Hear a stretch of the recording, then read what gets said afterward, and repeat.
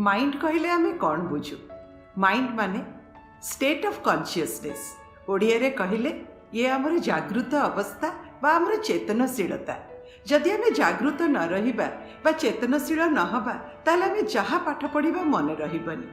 Monday motivation रे पुणी थरे तमମାନଙ୍କ सहित देखा आउ बॉडी माइंड स्पिरिट रो बैलेंस आनिबा पई कि आमे बहुत चेष्टा करूचे। लास्ट थर देखिथिले केमती आम शरीर को सुस्थ रखिबा, बॉडी रो जत्न नबा। एथर आम देखिबा माइंड को के माइंड रो किपरि जत्न नबा। ताहले आम माइंड केबे आम संगे ट्रिक करिबनी। आबे जहा पढ़िबा हमर सब मने रहइबो आ आमे डेफिनेटली सक्सेसफुल हबा। आज मु तुमको 7टी टिप्स देवी जोटा हूँ जनरल टिप्स तो माइंड को सुस्थ रखिया पे आउ 3टी बोनस टिप्स देवी। ताले चलो जल्दी जल्दी देखी नबा ए टिप्स गुड़िक कौन। नंबर 1 टिप, सब बड़े सकाळ उठिबो सूर्यर प्रथम किरण जेमती तम देह उपरे पड़े। सकाळ उठी जाइकी टिके बाहरे टिके ठिया हेई आसीबो, सूर्य को नमस्कार करी आसीबो।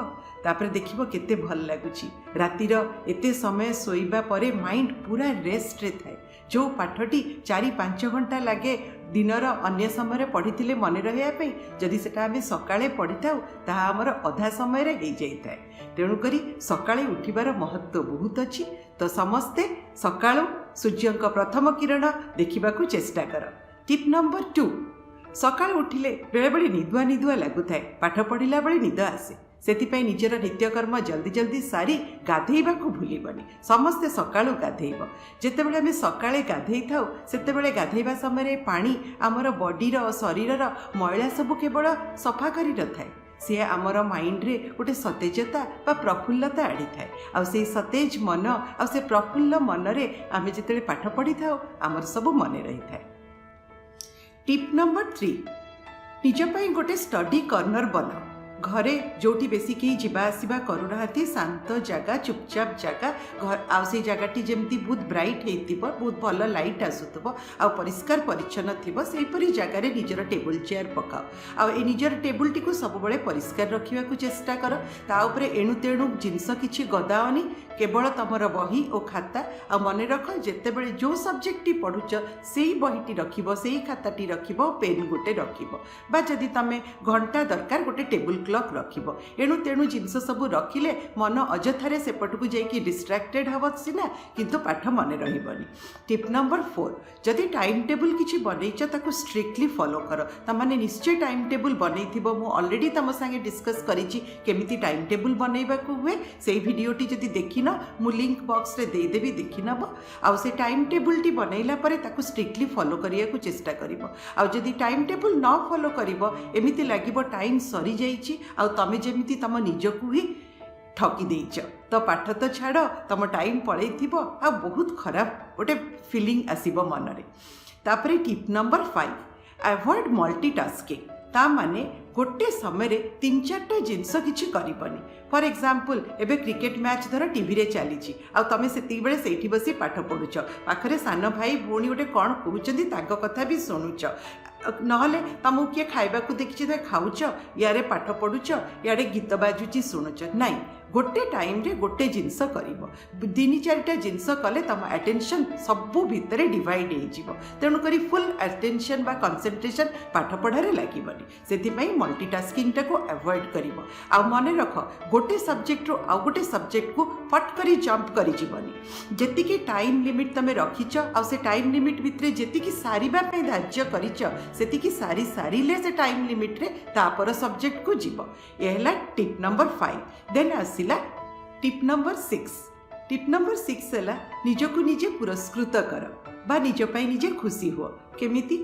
फॉर एग्जांपल तुम पाखे टाइम टेबुल अच्छी, तुम दिनक तुम निज किछि किछि प्लान करिच पढ़िबा पई। देखिबो दिनर शेष रे जदि तुम सेतक सफलतार सहित हासिल करि पारिच, सबु जहाँ टाइम टेबुल बा जहाँ प्लान करिथिल सब करि पारिच, निज पई निजे खुशी हो। टिके पिठी रे हाथ बाड़ा, कांधरे हाथ बाड़ा जे आज एटा मु करि पारिली। आउ जदि इच्छा होची किछि गोटे भल जिंस खाइबा पई, मां को कह एटा मते करिकि दियो, मु एटा खाइबा को इच्छा होची आज, मजे एते भल परी पाठ सब सारी अदरवाइज से सांग मान संगे इच्छा होची कथा हाँवाई सी कर ना जदि तुम शौक अच्छी बही पढ़वे गोटे किसी टिके बही पढ़ बा गोटे स्टोरी पढ़ एमती करी निजको निजे टिके पुरस्कृत कर।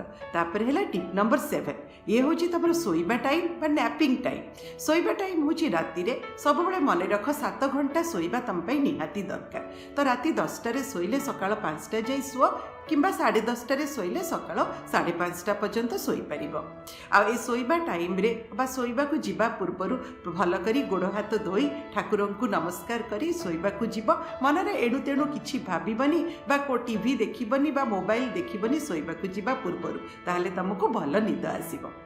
आउ हूँ नैपिंग टाइम। नैपिंग टाइम माने जितेबले आमर दिन 1-2टा बाजी था आम सका भोर 5टारू उठी था तापर पाठ पढ़ा सारी दिनर मध्याह्न टाइम हे लंच खाई सारू आमको टिके ढोल लगे। तो सेतिकी बेले तुम निश्चय टिके समय शोई पड़ आ से शोवाटा हम तुम जमी 20 ରୁ 25 मिनिट बा अध घंटार जमी जमा बढ़नी। आ जो अध घंटाटी शोब जे खटरे शोवा दरकार नहीं जिते जो तुम राति शोच राति जो शोच जदि दिन बेले भी से शोल से अध घंटाटा केतेबेले 2 घंटा हो जाइथिबो जना पड़िबनी।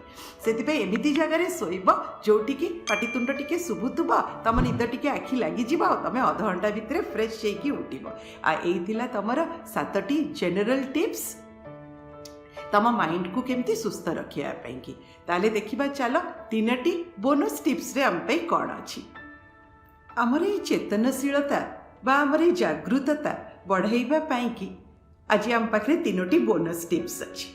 आ ये बोनस टिप्स टी फॉलो करिया पाई कि तमे जदि दिन को 5 ରୁ 10 मिनिट निज पाई काढ़ी परिबो ब्रेक टाइम रे ताले बहुत भल। नंबर 1 टिप होची से बोनस टिप रा नंबर 1 होची देखिबो तमे डेवलप करिबो तमर सेंसेस को।